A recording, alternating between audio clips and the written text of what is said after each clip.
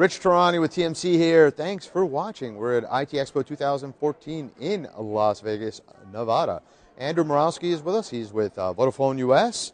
And Andrew, welcome. Welcome to the show. Thank you. Thank you very much.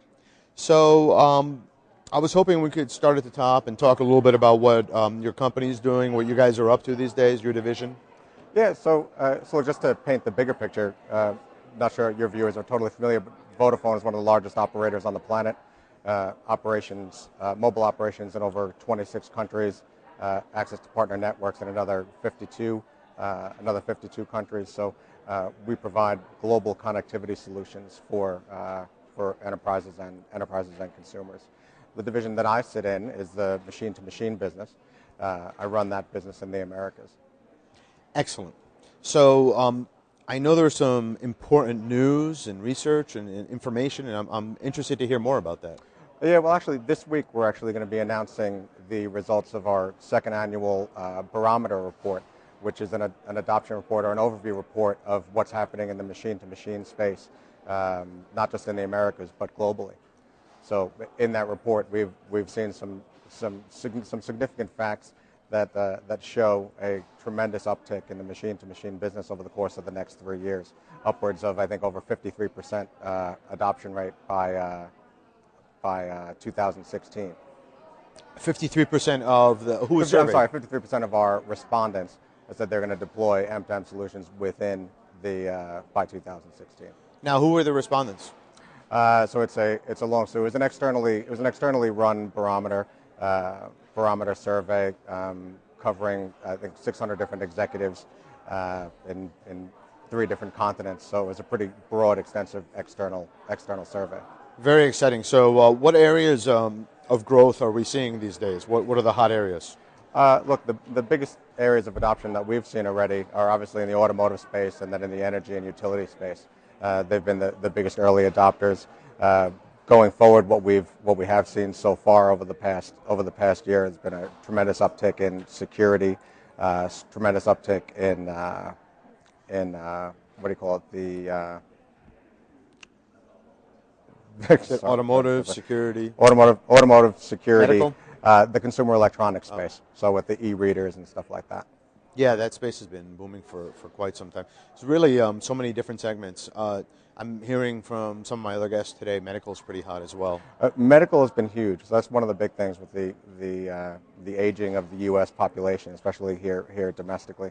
The aging of the U.S. population is really driving like home health care management, home health care monitoring. So we've seen a tremendous growth in that over the course of the past year as well.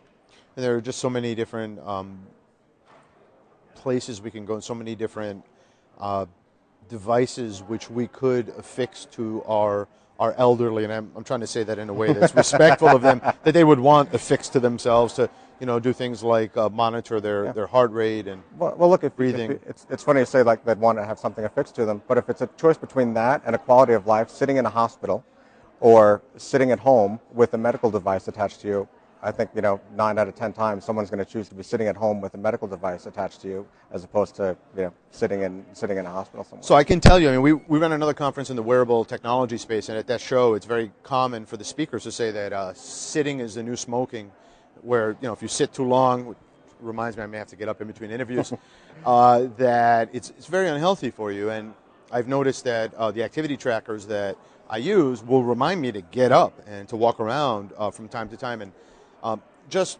putting something like that on our elderly, and whether the device tells you itself and or maybe sends an alert to your children to have them call and remind you, hey mom, hey dad, I just want to remind you to get up and walk around, things like that can really extend the life and extend the quality of life and keep you healthier. And that's what it's all about. It's about extending life, extending the quality of life, and at the same time, right, it's about making your quality of life that much better.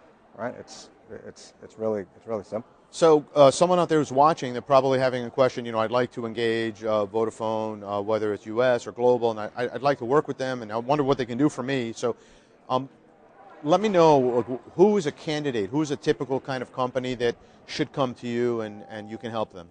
Look, so there are 2 different types of deployments in machine-to-machine. There are local deployments and there are global deployments, or deployments that scan stand beyond one just geographic territory or region. If you're going to do something that's beyond just one territory, you should be speaking to Vodafone, right? There are so many inherent costs and so many areas of complexity that are added to a solution once you take it beyond one local region. We've got a global machine-to-machine platform that we built kind of early on in the early days of machine-to-machine, so we're well far ahead of the curve that your service in India is going to be exactly the same as the service we're offering you in North America. Right, so that's where it really makes sense to speak to someone like Vodafone. I can vouch for your European network because I've used it quite often. It's been extremely solid and reliable, so thanks for that also. No just problem. as an aside, I know it's a different division, but at the end of the day, it leverages that network, I'm sure. Yeah, look, like I said, I think 436 million, I think was the last count of Vodafone customers that there are globally, so we're obviously doing something right. That's great. Is there anything else that we need to know before we sign off? No, I think that's it. I think the big thing is the split between global and local offerings from providers. Make sure people need to make sure that they look at the total cost of a solution when they go to deploy something. Because as you see in the barometer report that will be coming out this week, a significant number of M2M deployments are showing a complete return on investment. And making those decisions and deploying the right way can really help that get up to 100%. Very exciting, and we're also looking forward to hopefully the next time we see you on the program that some of the survey responses become reality and we see even faster growth for the industry. Excellent. Thanks for being here. Thanks so much.